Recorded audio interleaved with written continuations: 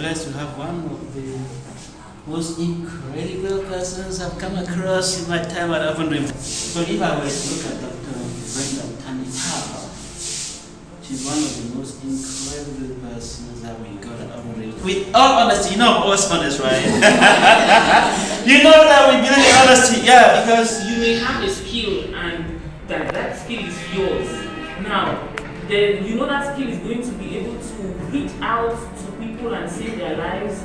You cannot do it alone. You can spread your own tentacles by meeting others and then sharing the ideas, especially when it concerns their lives, telling them what to do and how to do, so that they themselves can be safe, they themselves can kind of live safely. Okay, talking about, I'll be giving examples like when I present to people, there's this general notion. Okay, let's do the hospital, for example. There's this general notion that for pregnant ladies when they're about to give birth, they should take what's that thing again? Honey, that will help contractions. That's just a general notion that is there. But it's not, I mean, when we start educating the people, when we go to the community and talk with them, they get to understand why those contractions come, and those contractions are dangerous contractions. The contractions are estimated by the components in honey. These are not the contractions that will help to push out the baby. So those contractions instead kill eventually the baby. So those are the things you can teach the community. Imagine if you go to a certain community that used to do that, let's say there are 50 of them, and they get to know that, oh, that's not what you're supposed to do. That will really save at least 10 lives in the period of a month, maybe people that will need to give birth. So that's an example. It's one thing to think, but it's another thing to get into it.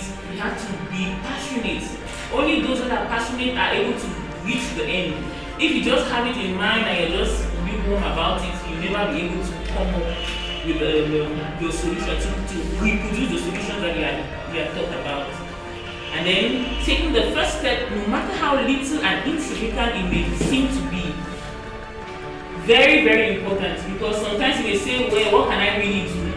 I'm just a small individual and all that. No, you realize that even in your school, you can do something, maybe in the health club, for example, for us, that's because I did medicine, whatever theory you did, I don't know if it's accounting and whatever, you can always try to make a difference wherever you are.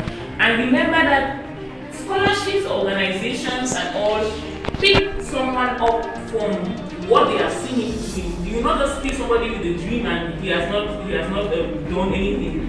They will come and pick someone that has been trying with his little energy, with his little resources, with his little talents and skills to do something, and then they will encourage that one to be able to either sponsor the person to do more or so into his organization to be able to do more. So summary of this particular point is you can never just sit and just think that things are just going to come, scholarships are going to meet you, organizations are just going to come and sponsor that idea of solving that solution that you have. You have to always start from somewhere. And as I said, one action leads to another, and the outcome of these actions are always unpredictable. You never know who is watching from somewhere and who will just decide that is going to give this amount of money to you, and that for further studies or for your organization to do something.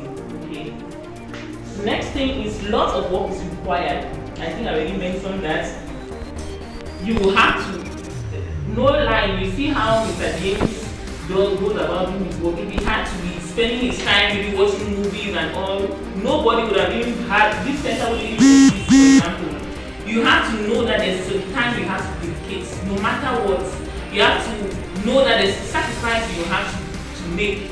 Sometimes financially, sometimes with your talent, your gift, sometimes sacrificing a good moment with your friends, go out for programs, there's different programs. People are going out to cinema and enjoying and you really want to go, but when you look at the future, you look at what you want to do, you have to decide that it's a conscious decision. It's you that has to say, okay, there's this thing, let me focus on this, and then I could always go out, let's say when I've done this, or plan your timetable well. So yeah. Finally, creating and nurturing relationships is indispensable as support from our networks are essential for growth. This point is very, very important. You can never make it on your own to the level that you're supposed to make it on your own. It's not possible. There's this story in the Bible of the Tower of Babel. it was because there were many people together that were able to do a skyscraper until there was this, in the Bible it says that there was this, they started talking about among themselves that because people are united and speak one language, they may be able to, you don't know the level at which they may reach.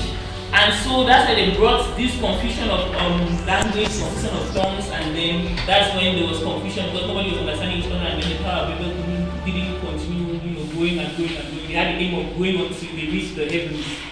So it's the same thing. You cannot, like it or not, even if you think that you're the most dynamic person or not, you will need a carpenter maybe to, like this hall, you need a plumber to work on the water, you need a tiler to tile, you always need people.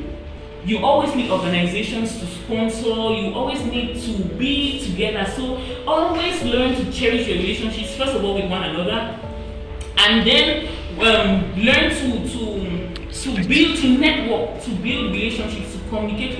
Never feel hesitant to walk up and then say you're this and this and you're interested in this and can be, those things you never really, you'll be amazed at the lengths and depths you can go because you got to know somebody. So I don't know if anybody even has any aunt or uncle or friend or family member that passed away due to some maternal, during labor and all.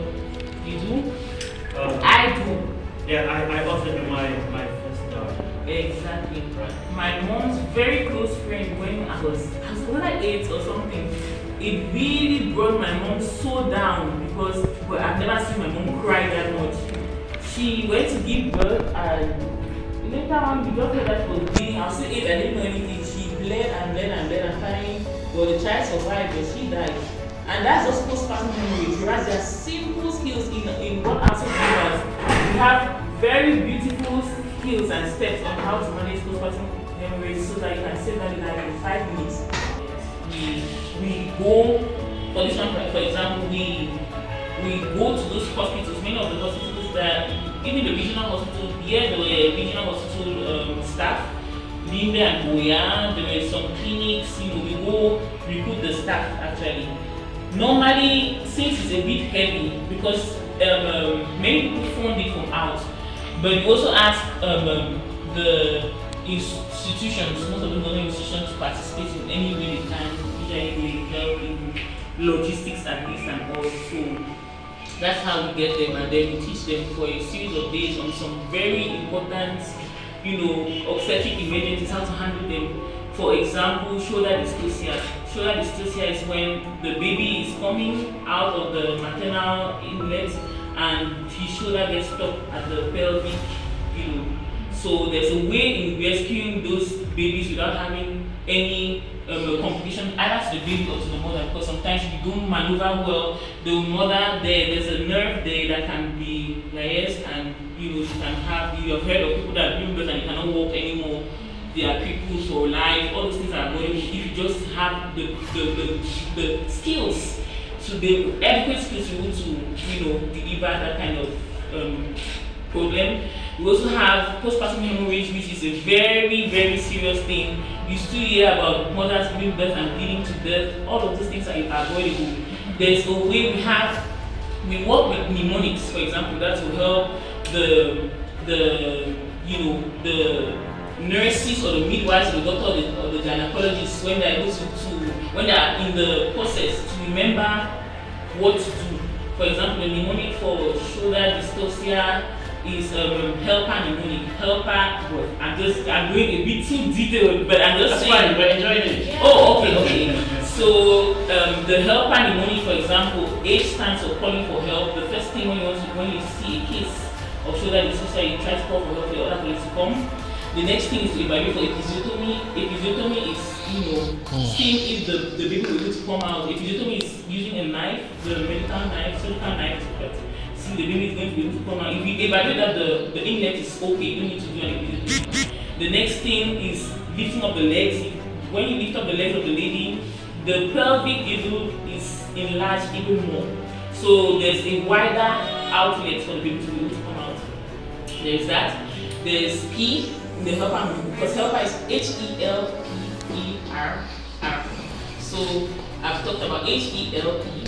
I'm just giving an example just to tell you what we do when we go to the community. It's important not to, focus on my dreams and then neglect the fact that I'm a medical doctor. Also, we know there's a very serious medical problem in Cameroon, usually with the personnel, and also it's important to be at your best. So I try I do my best. That's a publication I did on still communicable diseases. This one was tuberculosis. It was published not too long ago in the American Journal of Internal Medicine. I worked with a team of researchers. Okay, so hopefully with all, with prayers and our abilities and everything, we may reach 70 or 100,000 lives in 2030.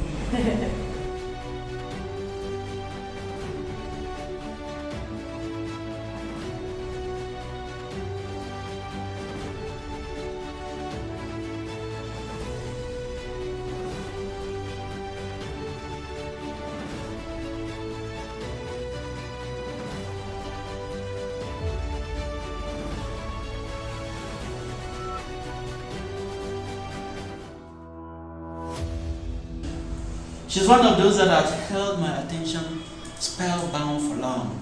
I always say I'm a busy place. I don't have a minute to get to this person, get to this man, I don't have time. But when she hooks up with me, I see somebody who means business. And when you mean business, there's no way somebody can, pull off attention from you. They say when there's a will, there is a way. Yes, I remember when I just got in touch with her while in Douala. And from the regional hospital. I read a lot about her. I kept following her on Facebook.